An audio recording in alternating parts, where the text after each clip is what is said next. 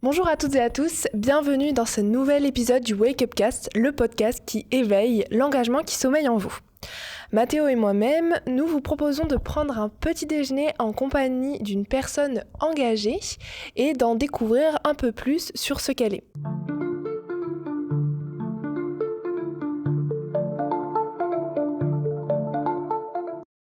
Aujourd'hui, on a la chance d'accueillir Mélinda, donc entrepreneuse qui a lancé Winzao, donc son agence de communication, et également ancienne bénévole de WWF et surtout une actrice engagée de l'éco-responsabilité. Bonjour Mélinda, Bonjour, merci d'être là. merci de m'avoir invitée. Comment vas-tu aujourd'hui ? Ça va très bien, merci. Est-ce que pour commencer, tu peux te présenter en quelques mots ? Oui, bien sûr. Alors, comme tu l'as dit, j'ai lancé mon agence de communication il y a une dizaine d'années, en ayant à l'esprit l'idée de proposer des solutions éco-responsables en fait, au maximum à mes clients. Et sur le plan personnel, je suis plutôt engagée, on va dire, en tout cas mobilisée. Bon, c'est déjà très très bien. Du coup, peut-être Mathéo, tu peux lancer l'Energizer. Plus à se connaître. Donc on va faire tourner une roue avec des couleurs et les couleurs correspondent à des questions, à des types de questions. Voilà. Avec plaisir. Du coup, en régie, on attend la couleur pour Mélinda. Rose. Alors, Donc on le cherche. rose. Alors c'est une question un peu personnelle. Donc la première question, où te vois-tu dans 5 ans ? Dans 5 ans, le problème, c'est qu'il y a 5 ans, je me posais déjà la question et en fait, la vie est pleine de surprises. Je sais pas, Toujours un peu compliqué comme question. oui, en plus, 5 ans, c'est du moyen terme. C'est ni très court, ni très long, c'est vicieux. Dans 5 ans, pourquoi pas avec c'est une question embêtante. Sinon, on en a une deuxième. Oui, on je s'était veux dit bien. au cas où. Alors, quelle a été ta plus belle rencontre dans ta vie ? Je vais rester sur les 5 ans. Non, c'est difficile 5 ans parce que quand on s'intéresse un petit peu à l'écologie, on est obligé un petit peu de vivre au jour le jour. Enfin, en tout cas, c'est difficile de faire des projections. Donc après, sur le plan personnel, je me dis que j'ai un peu de stabilité, donc pourquoi pas ne pas en être au même point. Sur le plan du monde qu'il y a autour de nous, je sais pas, dans 5 ans, ce sera encore plus charnière. Donc est-ce que ce sera est-ce qu'on aura pris la bonne direction, les bonnes directions ou pas? C'est plus ça que je me pose comme question. Après, sur le plan personnel, j'espère être toujours dans Toujours au mon top. activité, toujours au top, oui, voilà, par exemple. Toujours dans mon activité d'entrepreneuse, de transmission aussi, puisque je donne des cours, du coup, entre autres à l'école Innov. Donc voilà, un peu de stabilité niveau personnel, c'est plus l'autour Ok. qui m'inquiète. Ok, merci Melinda. Alors pour Louane, Allez, on peut tourner la roue. j'espère que ce sera pas noir. C'est le plus important, c'est vraiment les questions pièges. Alors bleu, question travail. Donc as-tu refusé une opportunité professionnelle dans ta carrière ? Bon, là, Petite carrière, Petite hein, carrière, petite mais carrière voilà. pas commencée. Je vais dire non. Je Encore. pense pas encore, mais après j'ai déjà refusé des choses professionnellement où je risque d'en refuser, mais c'est le risque, il faut tenter, il faut essayer de voir ce que chaque opportunité peut nous apporter, même si je pense qu'avec en l'âge, on va dire en grandissant, certaines opportunités qui peuvent nous paraître les plus intéressantes sont pas forcément les plus intéressantes pour nous. Donc choisir une opportunité qui peut un peu être différente, comme au lieu d'avoir une opportunité de taf, un CDI, partir voilà, faire quelque chose à l'autre bout de la planète ou faire partie d'une ONG ou quelque chose comme ça, je pense que je serais capable d'abandonner une opportunité professionnelle pour ça, parce que je sais que personnellement, et au final professionnellement, ça m'apportera beaucoup. Donc ouais, plutôt plausible comme situation. À Très ton bien. tour maintenant. Allez, à mon tour. On peut faire tourner la roue.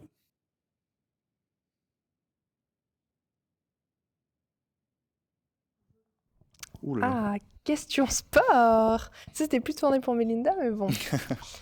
Alors, quel est ton sport préféré et quel est ton palmarès dans celui-ci ? Alors, évidemment, les croisés, ça m'a coupé net dans ma progression et dans ma carrière professionnelle et sportive, bien sûr. Mais j'ai fait du volley pendant 5 ans J'ai réussi avec mon équipe à faire quelques compétitions en Coupe de France, donc c'était plutôt sympa, une belle équipe, c'était de bons moments passés. Voilà, voyager aussi, tourner un peu autour de la France. C'est quelle équipe? C'était à Aubagne, à côté de Marseille. Ok. On découvre des facettes de ta personnalité sûr. qu'on connaissait pas encore dans le groupe. Du coup, maintenant qu'on a fait un peu ces questions, on va te proposer le défi des 3 objets. Donc on a fait des vidéos, donc elles pourront apparaître à l'image et si ça te dérange pas de la décrire pour les auditeurs. En fait, quelle image pour toi te correspond le plus dans ton engagement ou dans ta manière à toi d'être dans l'éco-responsabilité rien. C'est fait exprès, c'est un peu mais tu peux y voir tout ce que tu veux à l'intérieur de ces images. Alors, je vais commencer par la 4e, c'est un chemin de fer. Ouais, c'est ça. Parce que je prends beaucoup le train, du coup. Je prends beaucoup le train parce que voilà, j'ai plus de voiture actuellement. J'aime pas trop l'avion, forcément. C'est pas très éco-responsable. Et puis en vrai, j'en ai un peu peur aussi. Donc ça tombe bien. Mais du coup, c'est un peu contraignant. Là, par exemple, je vais à la fin du mois à Nantes pour un événement. J'en ai pour 8 heures de train, alors que j'en aurais pour 1h20 en avion. Montpellier-Nantes, c'est direct. Donc ça me prend beaucoup de temps. Donc là, des fois, je me demande un peu pourquoi je fais ça, mais je suis vite rattrapée par mes convictions, etc. Et en plus, c'est souvent plus cher, le train. En l'occurrence, je paye 2 fois plus cher, à peu près. Au lieu de 30-40 euros, je suis C'est un peu le débat qui est en ce moment sur ça. Complètement. Parce que les politiques sont pas faites en faveur plutôt des chemins de fer, mais vont plutôt favoriser tout ce qui est aviation, pour le moment, en tout cas. Donc, évidemment, on est défavorisé, entre guillemets, quand on veut prendre le train, mais je m'y tiens encore. C'est bien. Ça limite aussi tout ce qui est vacances, etc. Enfin, quand je suis allée à Madrid il y a 2 mois, c'est pareil, j'ai une dizaine d'heures de train, alors qu'en avion, on y est très vite. Donc voilà, après, le train, moi, j'aime bien, ça fait partie du voyage, etc. Mais quand c'est des déplacements professionnels et que, bon, c'est pas toujours le ratio, là, 8h, 1h20 pour Nantes, il fait un peu mal. Ah oui. Mais bon, je pourrais travailler pendant 8 heures Oui, dans le train. C'est vrai que les longues distances, ça vaut très cher, mais c'est un peu dommage de ne pas valoriser ça, quoi. Oui, tout à fait, je suis bien d'accord. J'espère que des choses seront faites en faveur de ça, mais actuellement, c'est pas encore le cas. Il faut que j'en choisisse une autre. Oui. Vas-y. Encore une dernière. La balance de la justice, là, une statue avec la justice. Alors, je sais pas, on s'éloigne peut-être un peu de la thématique, mais l'injustice, c'est évidemment quelque chose que je ne supporte pas. Du coup, ça me plaît bien, là, cette idée de statue. Et pareil, si on pourrait le raccrocher à la problématique de l'écologie, l'injustice, c'est pas forcément ceux qui vont avoir un impact le plus négatif sur la planète et la biodiversité en général qui vont avoir les répercussions. Et c'est d'ailleurs un problème, en fait, parce que si on avait tout de suite les effets de nos actions, ça nous dissuaderait un petit peu plus. Un exemple plus macro, c'est tout ce qui est ouragan, etc. en ce moment, qui en fait c'est pas causé par, mais c'est beaucoup amplifié par toutes les actions qu'on peut avoir à l'autre bout de la planète, en fait. Donc c'est toujours les plus défavorisés, les moins responsables finalement qui trinquent. Donc c'est très injuste et ça remet une couche sur les convictions. Ça touche tout le monde maintenant, c'est pas que réservé à certains endroits sur la planète. Maintenant, ça touche un peu Oui, tout mais partout. c'est encore pas assez direct parce que les plus privilégiés vont pouvoir retarder ces effets-là, en fait. Et oui, bien sûr qu'à la fin, on est tous touchés. Mais c'est le principe du mort kilomètre en journalisme, c'est-à-dire ça se passe loin, ça nous touche moins, on voit pas la différence, on dit bon, et puis après on prend la voiture, et en fait, c'est parce qu'on a fait tout ça que la somme de tous ces comportements... Ouais, je me rappelle avoir entendu avoir vu une vidéo sur les réseaux d'un climato-sceptique américain qui disait de toute façon, s'il y avait vraiment un changement climatique, je le verrais tous les jours, donc je comprends pas. Et c'est aberrant, c'était récent, d'avoir encore des discours comme ça, alors que ça touche, même si on s'en rend pas compte, au final, ça touchera nous touchera quoi, un jour. Donc, Ça touche déjà tout ce qui est animaux, espèces qui sont éteintes par la faute des hommes. Mais là, au niveau humain, on s'en rend compte un peu plus que ça nous touche plus quand on va parler de morts à cause d'ouragans, d'inondations ou d'incendies. Mais c'est encore pas assez direct. Et les plus privilégiés d'entre nous, on est déjà privilégiés, mais par exemple, tu parlais d'Américains qui peuvent peut-être aussi se payer, je sais pas, d'autres types de soins, d'autres types d'habitations, etc., vont être les derniers touchés au final. Donc voilà, c'est injuste. Bon, sur cette note... Calimero. Non, mais on te propose de passer à un truc un peu plus marrant. Ça s'appelle les facts incongrus de Mathéo.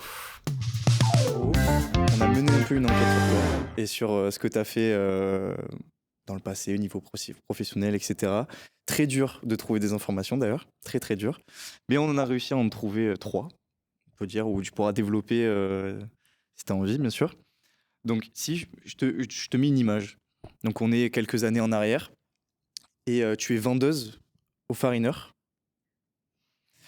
dans une boulangerie. Si tu pouvais donner un conseil justement à cette toi d'avant ou un encouragement, ça serait quoi?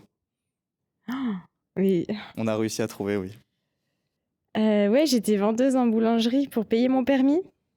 Ça fait un bon petit moment du coup, et j'étais contente parce que c'était à Saint-Étienne, à l'Étra, une ville à côté de Saint-Étienne, qui était juste en face du centre d'entraînement de l'équipe de la SSE, foot masculin, et moi je suis très sport venant de Saint-Étienne, très foot aussi. Qu'est-ce que je pourrais lui donner comme conseil? Que ce soit au niveau professionnel ou autre, bien sûr. Je suis pas du genre à regretter mes choix, même si évidemment j'ai pas dû faire toujours les bons. Mais je me dis que si on est là aujourd'hui, c'est que c'est la somme de tous nos choix d'avant. Non, Quelque chose qui te motiverait en cas ouais. à avancer? Ou alors en rapport avec ton engagement actuel, peut-être que je sais pas si tu étais aussi engagée avant. Alors non, mais c'était peut-être pas plus mal. Parce que du coup, j'avais 20 ans. Donc là, je plains beaucoup les gens de 20 ans aujourd'hui. Vous en faites partie.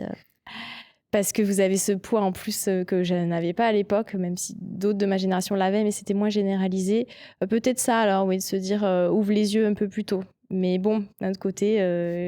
pas trop non plus. Quoi. Voilà, Que c'est je ça. garde Quand on sait, c'est difficile de faire abstraction, mais quand on sait pas, c'est confortable, hein, mine de rien. Oui, c'est ça. Au final, Malheureusement. Le savoir, en général, Ouais, ça apporte pas que des solutions. Effectivement. Deuxième fact, du coup. J'ai un peu peur, du coup. Je te rassure. Ouais.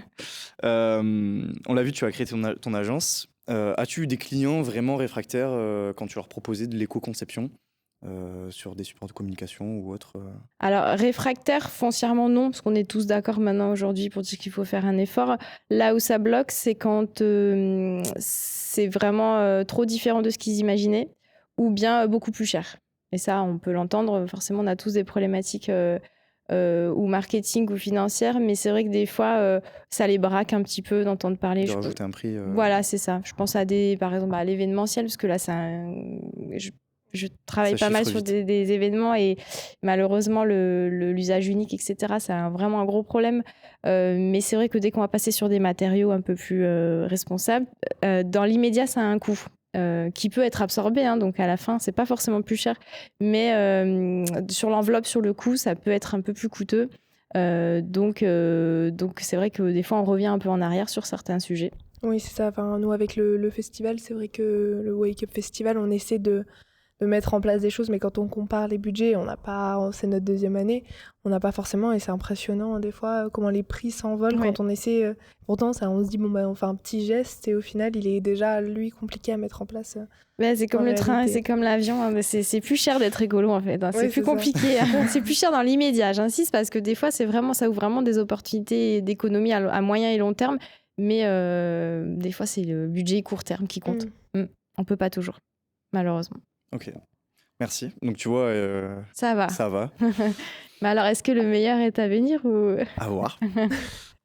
Donc pour terminer, la dernière fact, donc on a vu une interview de toi lorsque tu étais responsable du programme volontaire de la Coupe du Monde féminine de foot à Montpellier. Donc, est-ce que tu peux nous parler un peu de cette expérience et comment tu l'as vécue en tant que justement responsable du programme? Oui, bien sûr. Alors oui, j'ai travaillé effectivement pour le comité d'organisation de la Coupe du Monde féminine, donc qui était en fait composé de, en gros, la FFF, la Fédération française de foot, et la FIFA. Alors c'était une expérience, donc j'ai travaillé pendant 1 an et demi, dont un mois très intense à la fin parce que c'était la compétition. Alors j'ai adoré cette expérience, avec toujours un petit, comment je pourrais dire ça, un petit...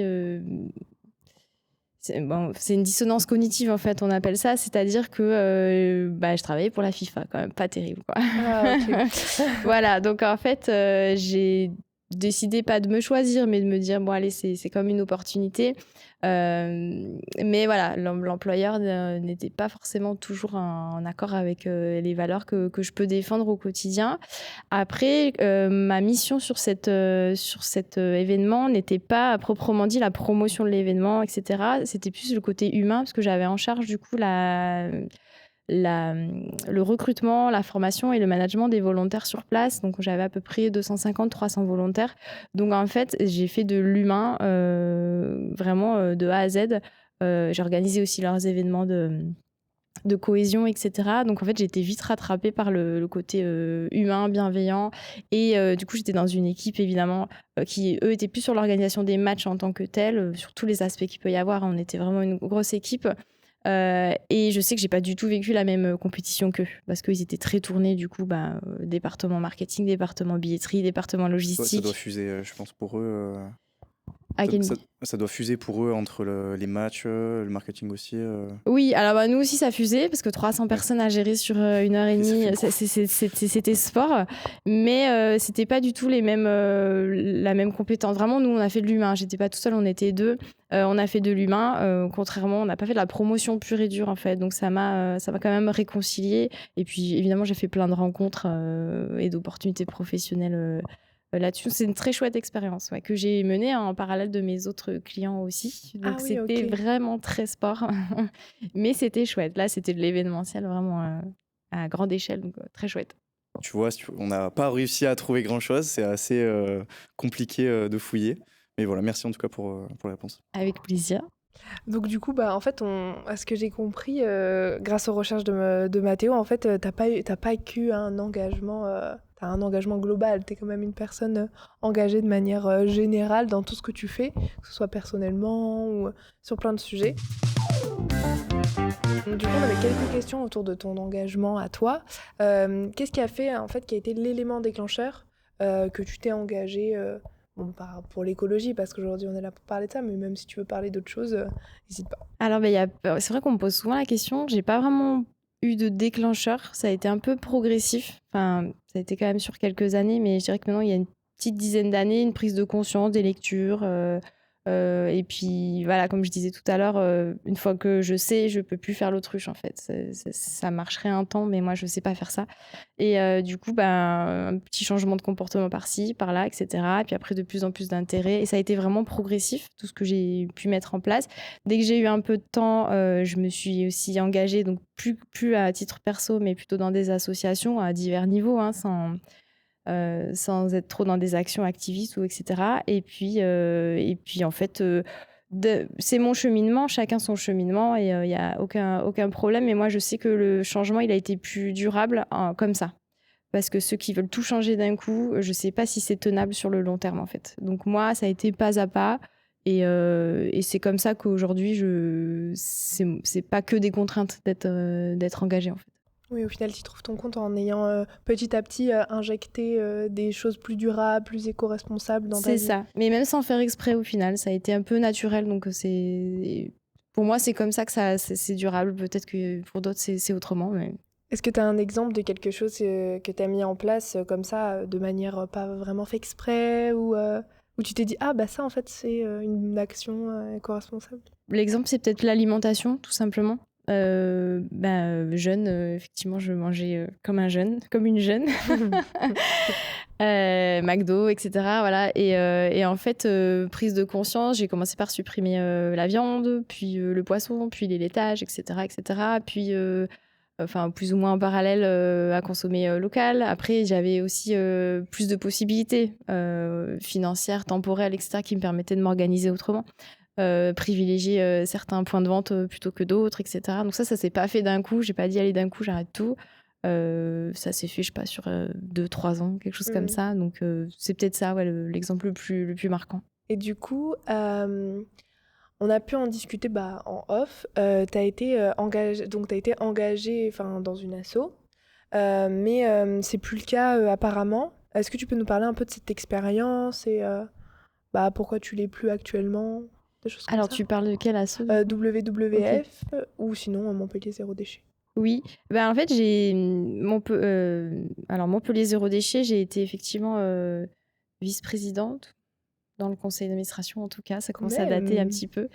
Voilà, je les ai aidés, surtout sur le volet communication, en fait, ce que je savais faire. Donc, moins sur le terrain, même si j'ai fait quelques actions, mais c'était plus la gestion du site internet, des visuels, etc.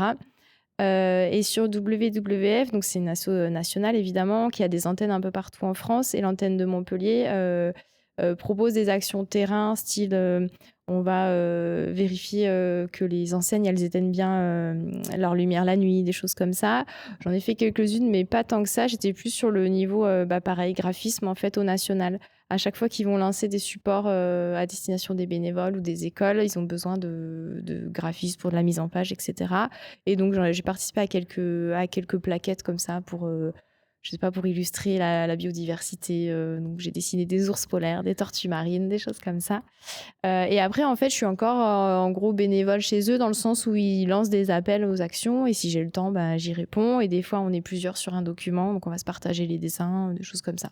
C'est moins, j'ai un petit peu moins de temps en ce moment pour le faire, mais je continue à répondre à leurs sollicitations.